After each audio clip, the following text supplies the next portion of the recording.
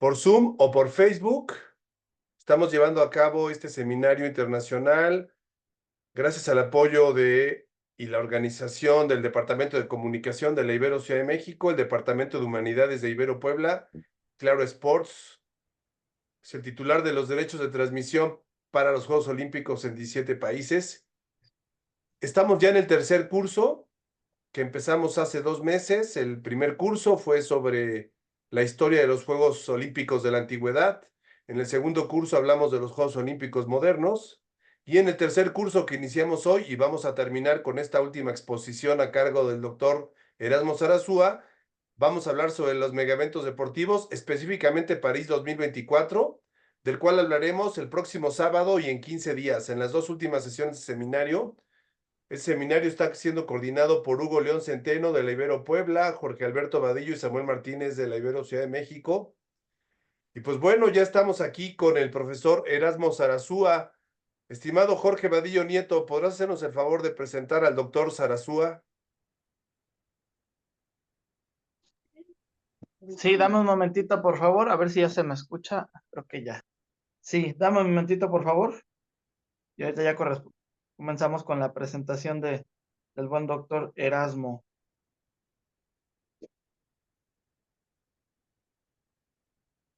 Bueno, pues listo.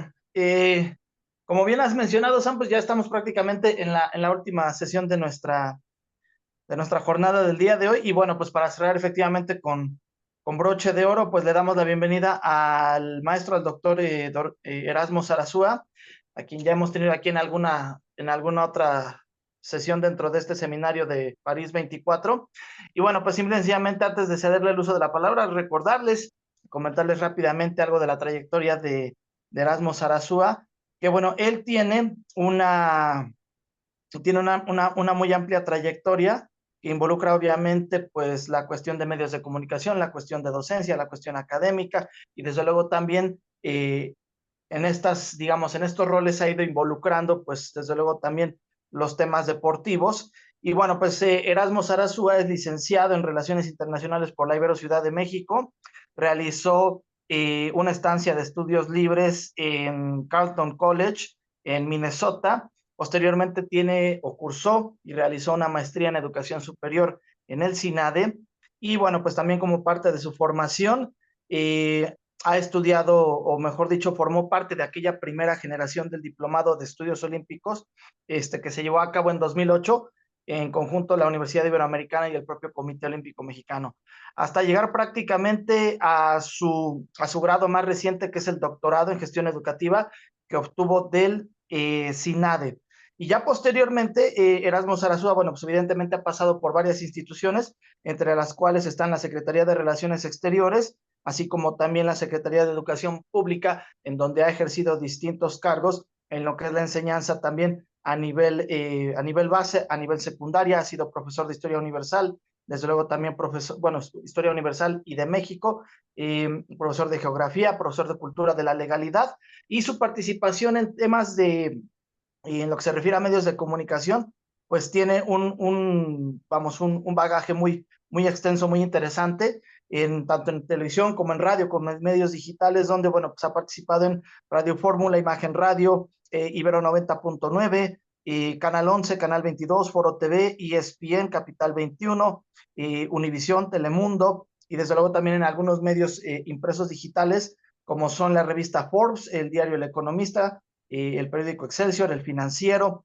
La Razón, pero la versión de España, Reporte Índigo, entre otros medios de comunicación, donde, bueno, pues ha enriquecido y ha aportado con sus puntos de vista, desde luego también en lo que se refiere a la parte del deporte, desde lo que son, pues, el plano de las relaciones internacionales. Y desde luego también forma parte de la comunidad de Ibero, el doctor Sarasúa, concretamente en la Ibero Ciudad de México, donde ha sido docente de Relaciones Internacionales, Comunicación y Deportes. Bueno, pues baste recordar, insisto, esta trayectoria de nuestro último invitado de este día. Y doctor Erasmo Sarasúa, pues te recibimos con muchísimo gusto y tienes el uso de la palabra. Bienvenido nuevamente. Qué gusto tenerte por acá. Hola, muchas gracias y bienvenidos a todos los que están en este momento conectados y bienvenidos también a todos aquellos que verán esta participación. en días y años subsecuentes. No sé si pueden ayudar proyectando la presentación, ya que no puedo compartir. Eh, Se le había mandado a Samuel. Ah, No sé si claro, pueden déjame bajarla. irla compartiendo. De todas maneras, por el tiempo, pues voy a ir empezando. ¿Qué es lo que vamos a ver en esta ocasión? Vamos a ver la parte del impacto de los Juegos Olímpicos en el siglo XXI, pero desde el punto de vista político y del legado olímpico. Se habla mucho de que los Juegos Olímpicos traen muchas situaciones tanto positivas como negativas, y así lo es, ¿no? Los Juegos Olímpicos es el evento mundial por excelencia, también lo que es un mundial de fútbol, y como lo dijo en la anterior participación, Samuel, son los llamados megaeventos. El megaevento nace o empieza su formación en los años 80, explota, crece en los años 90 y continúa en este siglo XXI, adaptándose, creciendo y en algunas ocasiones ya dando puntos más negativos que positivos. Pero bueno, empezando, los Juegos Olímpicos reflejan las dimensiones en que se mueve la vida a través del tiempo. Se encuentran bajo la inevitable influencia de factores políticos, económicos, sociales e ideológicos de un planeta diversificado y en perpetua mutación. Así son los Juegos Olímpicos. La siguiente, por favor. En lo político, los Juegos Olímpicos son un factor político en el mundo, ya sea de forma activa o pasiva. Ya lo vimos también en otra de las participaciones, el Comité Olímpico Internacional, los comités nacionales, que buscan promover y difundir el deporte, su filosofía, el movimiento olímpico y que esto influya a los estados. Quieren entrar, persuadir,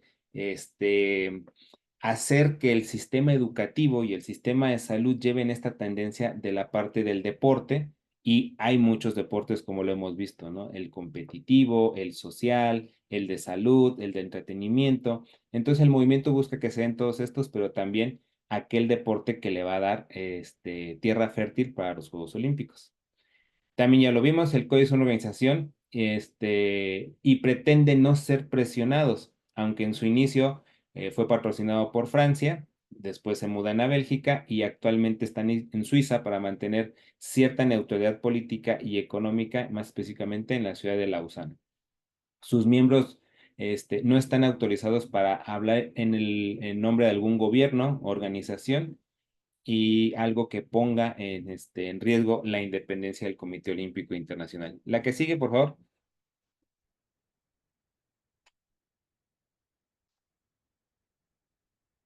El deporte también es un fenómeno del actuar de las personas con una gran importancia en la vida social y personal. El deporte y la política se mezclan y se han fusionado.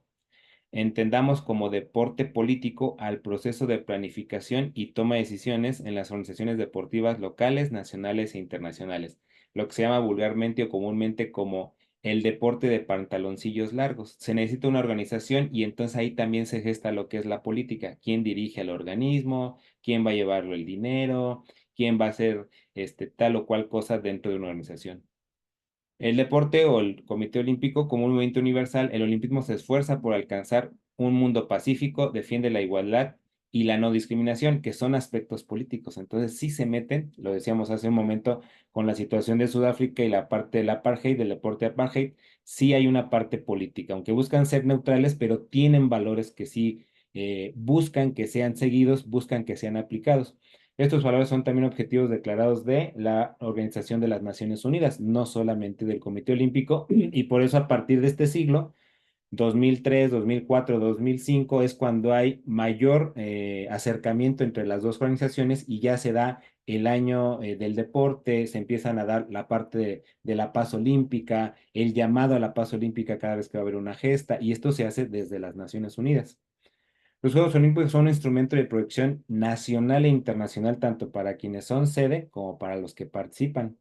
Algunos estados han explotado este potencial para elevar su poder, su prestigio, mostrándose al mundo mediante los Juegos Olímpicos o bien con sus atletas que se vuelven embajadores del país al cual están representando. Aunque van de carácter individual, llevan una playera que trae los colores patrios, el escudo en algunas ocasiones o la bandera, además de las marcas comerciales. La que sigue, por favor. Para Alexis Vázquez, los eventos deportivos en el plano internacional se han convertido en un excelente escenario para elevar el prestigio y reafirmar el poder de las grandes potencias, donde sus atletas se convierten en soldados del deporte. Por eso lo estamos viendo desde la parte política. La que sigue. Para Kennedy, no el presidente, sino este, determinó la victoria olímpica como un exponente del potencial de un Estado y pruebas de bonanza del sistema, y muestran al mundo una evidencia visible de la fuerza de ese país. Aunque se le achacaban a Cuba, por ejemplo, muchas cosas negativas, la delegación cubana era la que salía a flote y ganaba medallas en primer lugar de lo que es la zona de Latinoamérica y se enfrentaba junto con los Estados Unidos. Entonces esta era la parte de exponerse, de verse como una potencia. La que sigue. Para Hart Morgenstern, que es un teórico de las relaciones internacionales, el prestigio es la tercera manifestación básica del poder o la lucha por el poder en el escenario internacional. Pero esto se va más en el ámbito militar, pero a la ausencia de la guerra está la política. A la ausencia de la política o del deporte, en el deporte vamos a tener la expresión del Estado mientras mediante esta parte del deporte competitivo, del deporte político. Erasmo, este punto me parece muy importante porque obviamente el periodo de la Guerra Fría, entre comillas, paz caliente, que no ha concluido o se ha transformado, esa Guerra Fría que conocimos y que no terminó en el 89, que estamos viendo ahora en diferentes regiones del mundo. Claro, ante la falta de un enfrentamiento bélico, lo que hay es el enfrentamiento deportivo, toda proporción guardada, ¿no? En otro campo. Y hay una búsqueda por el prestigio para demostrar quién tiene más visibilidad, más capacidad, de qué origen nacional es el atleta campeón y el prestigio que se traslada al país, ¿no? Ah, es así, contamos el medallero y contamos quiénes ceden, ¿no? Y cómo participan, cómo ganan, porque un atleta es el reflejo de un sistema de salud, refleja un sistema educativo, un sistema de Eso. ayudas sociales, etcétera. Por eso llegan a ser atletas, ¿no? Por eso son de alto rendimiento. Todos trabajamos hacia el atleta, es nuestro representante. Pero es La que sigue. interesante que esto haya surgido justamente por las tensiones de la Guerra Fría, ¿no? Sí, se da más, por lo que hablabas hace rato, las modernidades. Entonces hay una primera modernidad del movimiento olímpico y esta segunda modernidad donde entra la Guerra Fría del todo. O sea, los Juegos Olímpicos tienen una mayor proyección gracias a la política, porque es la Guerra Fría la que le da un impulso, Unión Soviética, Estados Unidos y sus países, amigos o sus países socios, ¿no? También Rumania, Bulgaria, Francia, Reino Unido, o sea, ellos también participan y también hay este choque. Otra vez, el ejemplo en América, Cuba y Estados Unidos. Claro, gracias. No, nos atrasamos, va para adelante. Lo que sigue es, el deporte es una rama más para que el Estado y los gobiernos se hagan ver y notar. La política de prestigio tiene dos objetivos. El primero es mantener el status quo, es decir, yo soy potencia y tengo que dar esa imagen de que soy potencia. Mantenerla, ¿sí? Un Estados Unidos, un Francia en este caso, ya que vamos para allá, un Reino Unido, etcétera, tienen que mantener la idea del poder que tienen y fue lo que hizo la Unión Soviética en Moscú 80. La Pero que y es sigue, lo que vamos a ver en París o estamos viendo en París desde hace unos años, en Francia, con el lugar que quiere ocupar dentro de la Unión Europea, detrás de Alemania, ¿no? Como queriéndose asumir como un liderazgo, lo que está haciendo Macron o intentó hacer, ya se le acabó el tiempo, pero es muy interesante esto y se relaciona perfectamente con el hecho de que un país, en este caso Francia, y una ciudad, en este caso París, se hayan convertido en la sede de estos Juegos Olímpicos de 2024, en esta política del prestigio y todo lo que incluye como mega evento la renovación de ciertos lugares de París, de ciertos espacios públicos y privados, y de toda la tecnología que están metiendo para demostrar al mundo el prestigio, el valor, su importancia, su preponderancia como país, como nación, como proyecto político, ¿no? Así es, y ahorita, bueno, el mismo año tenemos dos eventos, uno regional, que es la Eurocopa en Alemania, y los Juegos Olímpicos en París, Francia. Entonces es el choque por el liderato de la Unión Europea, ya que el Reino Unido quedó fuera de la Unión. La que sigue. Luego tenemos ya a finales del siglo XX y principios del XXI, al geopolítico Joseph Nye, el poder blando o el poder suave, el soft power. Es la habilidad de un Estado para persuadir a otros países, evitando el uso de la fuerza o la coerción, valiéndose de los medios más sutiles como la cultura, su modelo social o sus valores políticos y, ¿por qué no?, también el deporte, ¿no?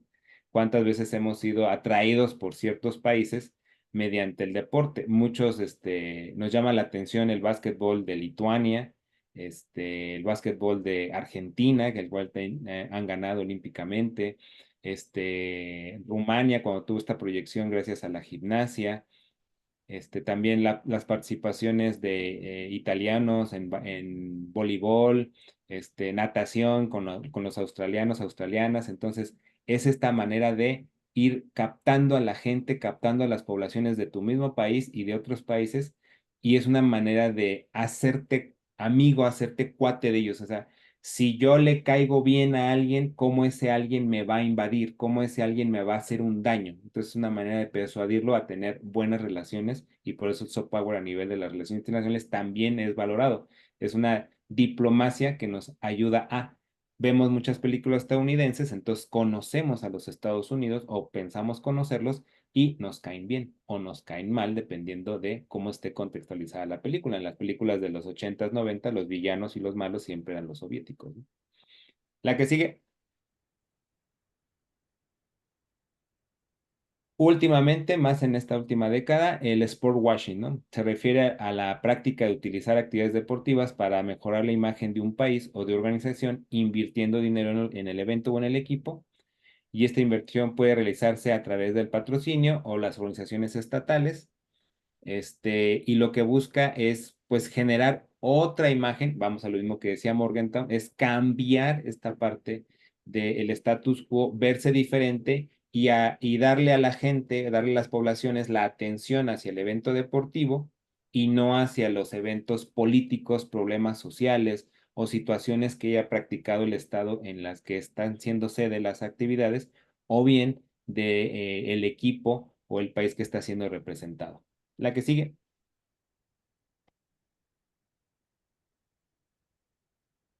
El legado olímpico, rápidamente, el legado olímpico es todo lo planeado y no, positivo y negativo, tangible e intangible, que resultó de la planificación y organización o desorganización del evento deportivo y que ha quedado luego de terminado el evento.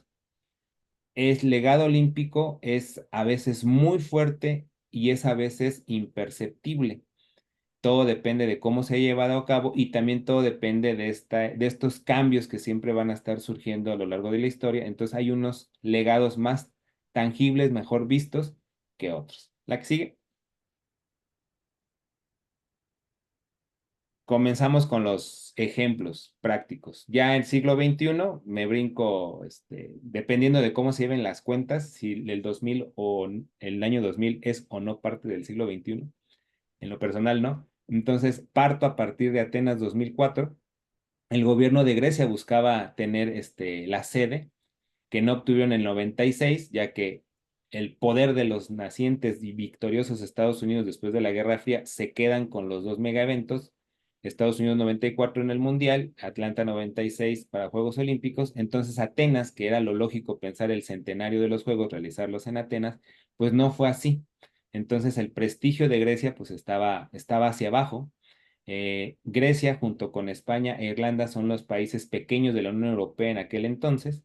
España ya había tenido un mundial, los Juegos Olímpicos, y tenía en aquel entonces un crecimiento desbordado en cuestión de construcción, que después caería, pero bueno, en aquel entonces era motivo de ejemplo.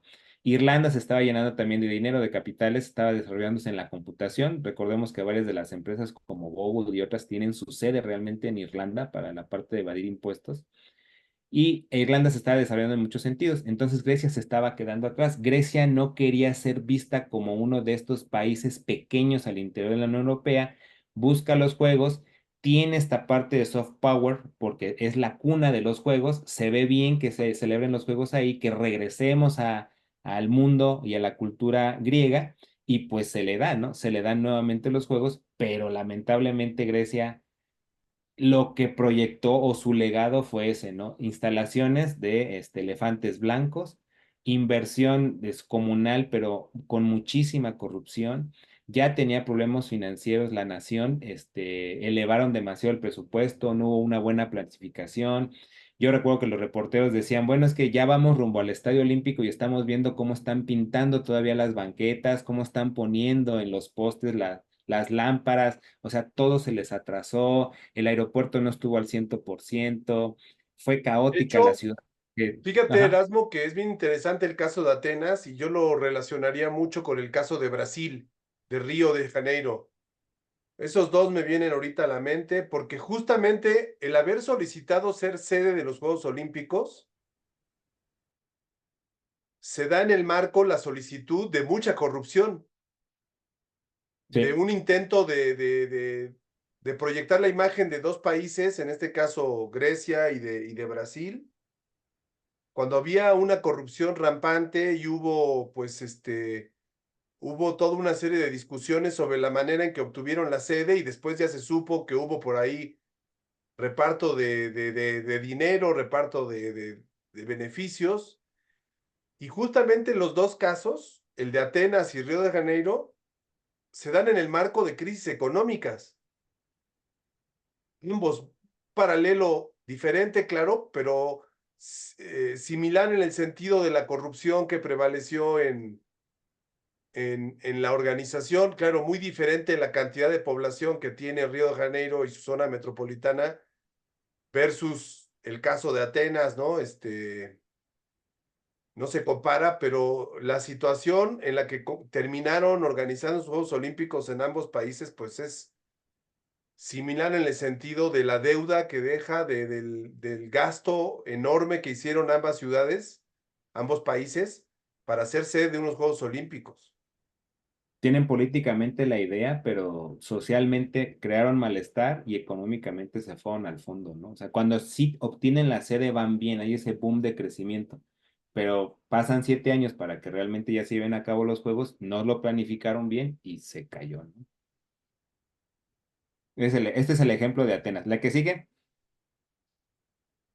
Y pues ahí vamos al contrario, ¿no? Beijing 2008, y aquí yo ya marco una distancia, yo ya digo a nivel individual particular, ya no es el megaevento, ya es el gigaevento, o sea, crece impresionantemente, se le da a la nueva potencia china, a los BRICS, los países BRICS, recordemos Brasil, Rusia, India, China y Sudáfrica, empiezan a tener esta ola de eventos, esta ola de mega eventos, esta ola de inversiones, y China es el primero que obtiene los juegos, es la potencia del siglo XXI, se hablaba la modernidad, la industria, dinero, educación, etcétera.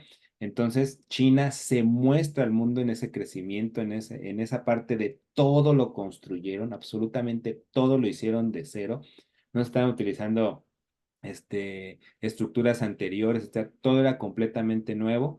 Yo recuerdo, pude ir a estos juegos y días antes de la inauguración hicieron llover porque el ambiente en Beijing no ayuda, viene la parte de la Todo bruma muy del mar. contaminado, ¿no? Ajá, y con la contaminación más la arena del desierto de Gobi, todo se le junta. Entonces hicieron llover y la ciudad quedó completamente limpia para los juegos, ¿no? O sea, es impresionante. Y uno pensaría que a lo mejor sería Shanghái la sede de unos Juegos Olímpicos en China, ¿no? Pero también ahí viene la parte política. El Partido Comunista Chino tiene su sede en Beijing o Pekín, entonces no se van a mover de ahí. Por eso obtuvieron después los Juegos de Invierno, la única ciudad que ha tenido los dos juegos, tanto los de invierno como de verano, pero es porque esta parte política de aquí está el partido, aquí está la sede de los poderes, aquí se van a llevar a cabo los eventos deportivos. La que sigue, por favor. Después tenemos a Londres 2012, prácticamente la reina de Inglaterra se despide. La reina de Inglaterra estuvo en los Juegos de Montreal también. La familia real ha tenido mucho acercamiento en los Juegos Olímpicos, en el COI, etcétera. Entonces, tanto Londres en 2012 como ahora París en 2024 son las dos capitales europeas que no quitan el dedo del renglón y que siguen diciendo somos relevantes a nivel internacional.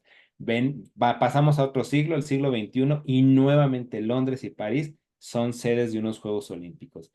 Y no son otras ciudades, no es un Liverpool, no es un Lyon, no, es París y es Londres. Entonces, sigue siendo las potencias, siguen siendo las ciudades, las concentradoras del poder político y económico, obviamente, las que van a celebrar los juegos. Y bueno, aquí viene la parte de soft power. Todos recordamos, no lo pasamos ahorita por tiempo, pero recordamos cómo supuestamente llegó la reina de Inglaterra acompañada por el personaje James Bond al Estadio Olímpico, y entonces también fue una manera de acercarse a su población, marcando a una reina que era muy distante de la gente, muy seria, a lo mejor algunos no les caía bien, pero con este acercamiento que tuvo y esta proyección internacional, la idea de la reina comenzó a cambiar a partir de 2012. La que sigue. No hablamos mucho de los Juegos de Invierno, pero en este caso sí. Sochi 2014 marca el regreso de Rusia. Recordemos que fueron toneladas y trillones de dólares los que se invirtieron en Sochi, sede de Yo Juegos recuerdo los Olímpicos. datos. Los Juegos Olímpicos de Beijing se convirtieron en el evento más caro de la historia. Costaron 40,000 millones. Luego vino Sochi, que costó 50,000 millones. Y después ya vino el Mundial de Qatar, que ya se fue a la estratosfera con 200,000 millones de dólares. Pero sí, hasta el 2014 el evento más caro de la historia fue, curiosamente, Sochi, en una ciudad, entre comillas, veraniega, se crearon unos Juegos Olímpicos de invierno. Y aquí es donde ya vamos como marco otra vez, ¿no? La del giga evento, o sea, otra vez se supera. Es una ciudad para Fórmula 1, una ciudad para Juegos Olímpicos de Invierno y una ciudad para Campeonato Mundial de Fútbol 2018, porque Rusia tiene igual dos eventos seguidos, los Juegos Olímpicos de Invierno y el Mundial de Fútbol. ¿Y el poder de quién es? El poder político, pues de Putin. Putin, que no ha dejado la presidencia desde el año 2000, también siendo una gente cercana a Yeltsin desde los 90, y que actualmente pues sigue, y viene esta parte de el soft power, viene esta parte de sport watching con el 2014 y 2018 por parte de Putin principalmente, hace esta parte pacífica o esta parte del deporte, esta parte diplomática, y después de esto viene la anexión de Crimea por la fuerza, y actualmente tenemos la situación de la invasión a Ucrania, ¿no? Por dos, por ahora, países nuevos que Rusia los reconoce como países y que quiere anexarlos a la Federación Rusa, ¿no? Entonces vemos, primero fue la parte como bonita y después ya vino la parte agresiva, o sea, esta parte del poder político y el uso de repente nos acordamos de otros ejemplos en la historia donde primero también fue esto y posteriormente cuestiones bélicas. La que sigue. Le das uno ahí, tenemos a Río 2016, Brasil está en su máximo apogeo, es uno de los miembros BRICS, vengan todos a la fiesta de Brasil. Este, Pero hay recuerdo mucho, que, espérame, que Obama va a ver va al COI, bueno, van a la reunión del COI, y es la primera derrota de Obama. Obama no gana los Juegos para Chicago, o sea, ahí lo vapulean porque Río le gana. Ahora sí, dale otro clic. Pero después empezamos a tener problemas, ¿no? Desorganización, no terminan bien la parte de las construcciones, empieza a faltar dinero, pero pues si había dinero, ¿quién se lo llevó? Empieza a haber problemas, ¿no? El que sigue, ya empezamos a tener problemas de más, empezaron a ponerse en tela de juicio si ciertas instalaciones iban a estar, tanto para el Mundial como para los Juegos Olímpicos. Recordemos que el estadio de la inauguración de Brasil, del Mundial, no estuvo terminado para el juego inaugural.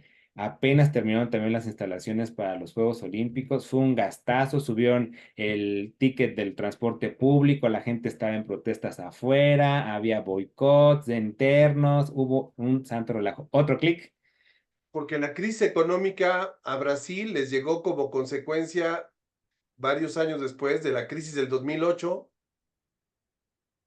El Y boom yo, inmobiliario le llega después a esta parte de Brasil y políticamente, pues la gente así lo expresó, ¿no? O sea, completamente silbada, chiflada, la jefa de Estado, tanto en el Mundial como en los Juegos Olímpicos, donde pues ya nomás fue, cumplió y vámonos, ¿no? Y pues posteriormente en las elecciones castigaron a su partido, Lula da Silva también estuvo pues en la cárcel, etcétera, ¿no? Votan por alguien más, pero Juegos, ya.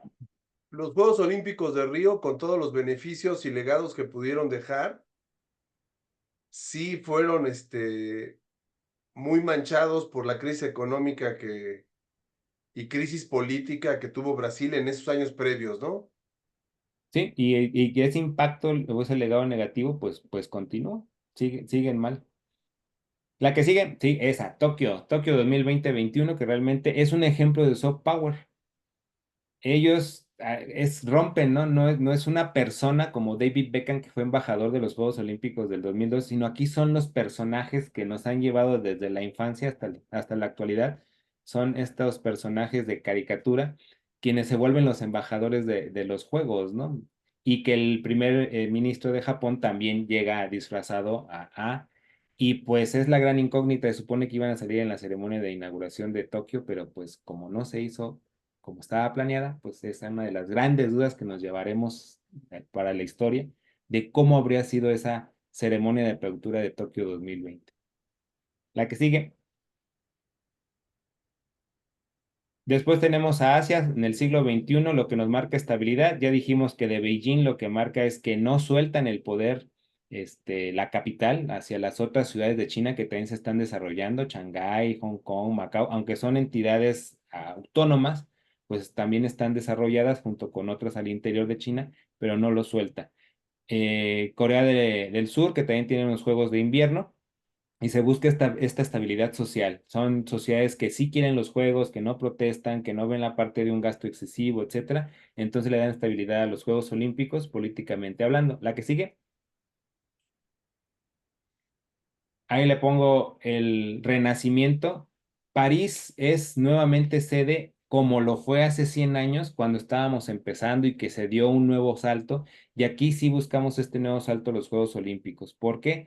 Porque políticamente han sido muy golpeados. Entonces sociedades ya no los quieren, patrocinios ya no lo están buscando.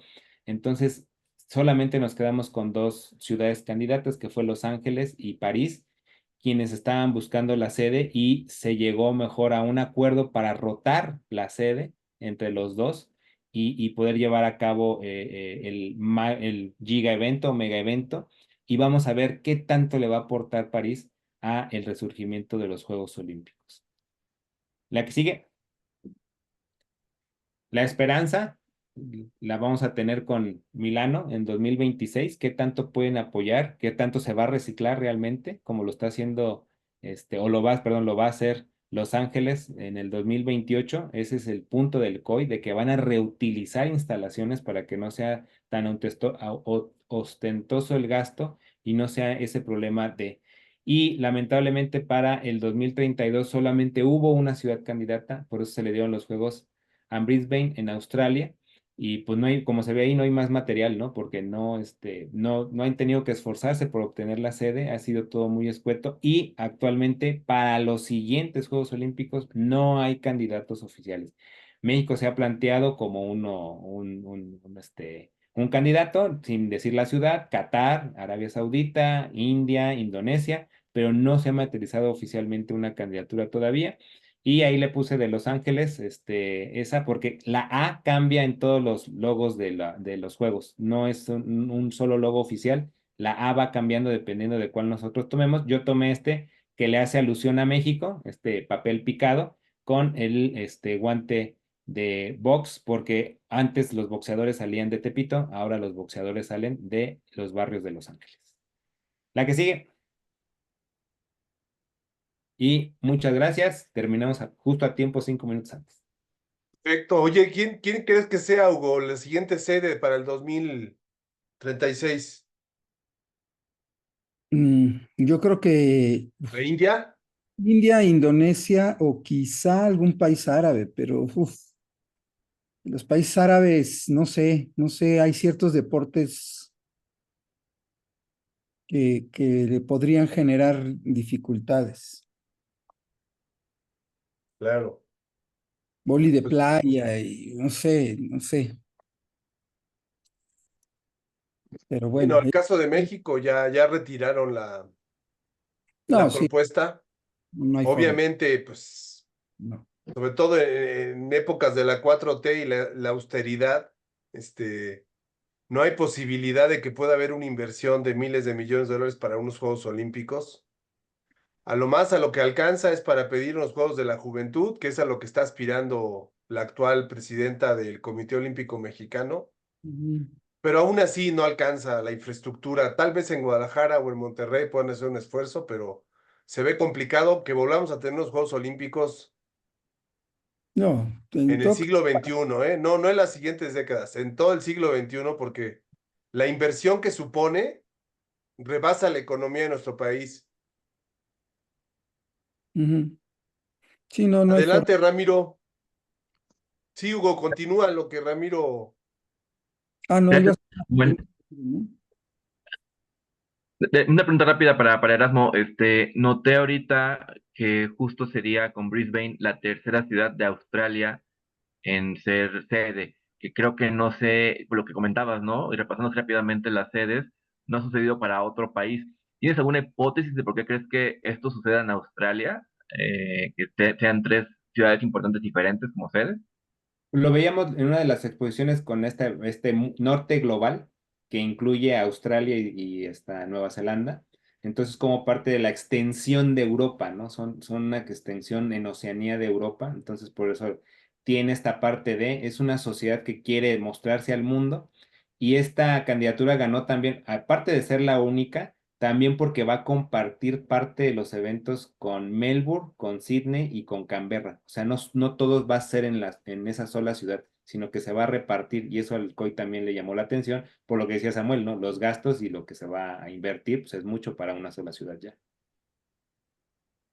Sí, pero fíjate que la pregunta es muy interesante porque normalmente, justo lo que decías hace un rato, ¿no? Los Juegos Olímpicos exitosos normalmente son en las ciudades más fuertes, más pobladas de cada país, ¿no?